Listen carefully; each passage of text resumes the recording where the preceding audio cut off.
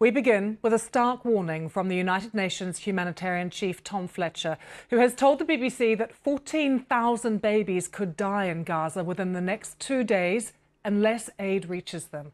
Israel began a blockade of Gaza 11 weeks ago. On Monday, it began to ease it, but witnesses saying just 5 trucks crossed into the territory.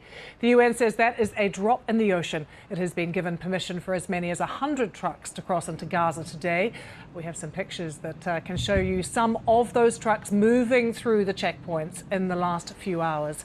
But according to Tom Fletcher, unless that aid delivery operation is significantly and immediately increased, thousands of lives in Gaza are at risk.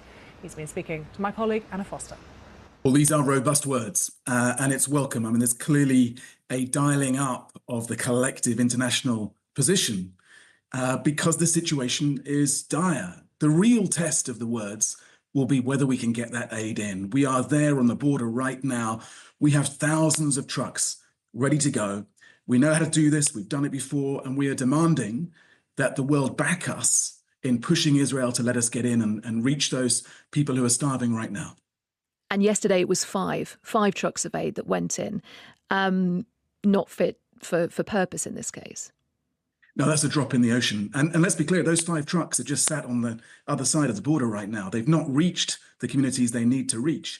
And, let me describe what is on those trucks. This is baby food, baby nutrition. There are 14,000 babies that will die in the next 48 hours unless we can reach them. This is not food that Hamas are going to steal.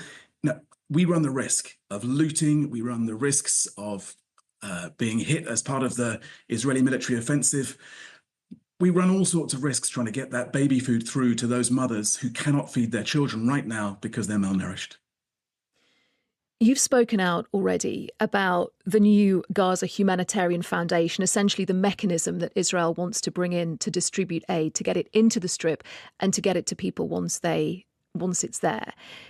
Humanitarian organisations and you say that what you have in place already works perfectly well.